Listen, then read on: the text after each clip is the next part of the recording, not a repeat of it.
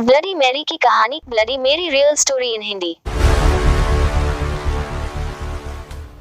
England की राजगद्दी साल 1509 से लेकर 1547 तक हेनरी के हाथों में हुआ करती थी। राजा हेनरी की कई पत्नियां और एलिजाबेथ व मैरी नामक दो बेटियां थीं।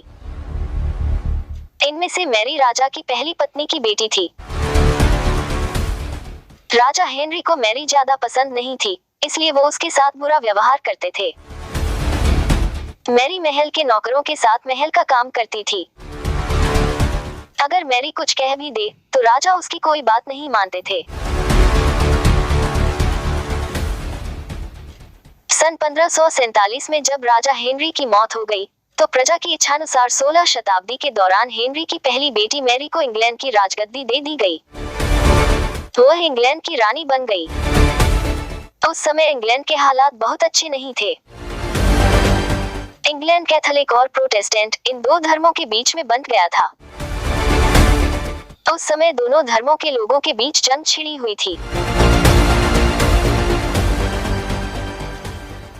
रानी मैरी चाहती थी कि पूरे इंग्लैंड में सिर्फ एक ही धर्म हो, लेकिन लोगों ने उसकी यह बात मानने से साफ इनकार कर दिया था। इससे नाराज होकर रानी ने उनकी बात न मनाने वालों को मौत की सजा दे दी थी। वह ऐसे लोगों को जिंदा भी जला देती थी। रानी मैरी की इस क्रूरता की वजह से इंग्लैंड के लोग उससे नफरत करने लगे। ऐसा भी कहा जाने लगा कि रानी मैरी कुंवारी जवान लड़कियों के खून से नहाती थी।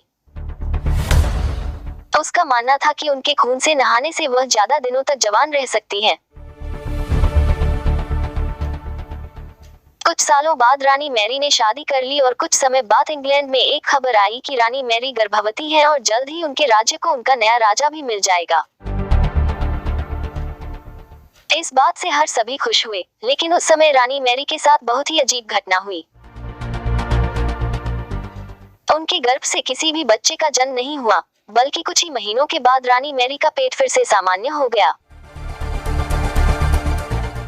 वहां के ओझा लोगों ने अपनी तंत्र विद्या से बताया कि रानी मैरी के गर्भ में कोई बच्चा नहीं बल्कि एक भूत आकर निवास करता है।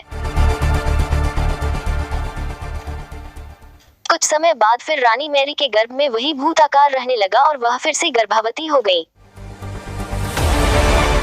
इस बार भी रानी को कोई बच्चा नहीं हुआ और उस घटना के कुछ ही दिनों के बाद रानी मैरी की मृत्यु हो गई।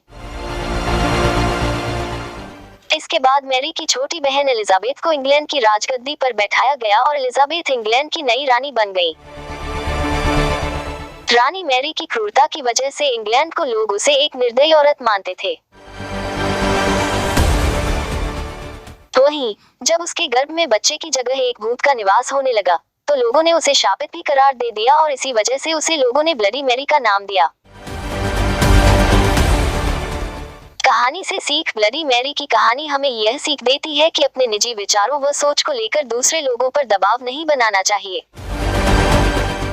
शांति और करुणा से लोगों का ख्याल रखना ही मनुष्य का धर्म है।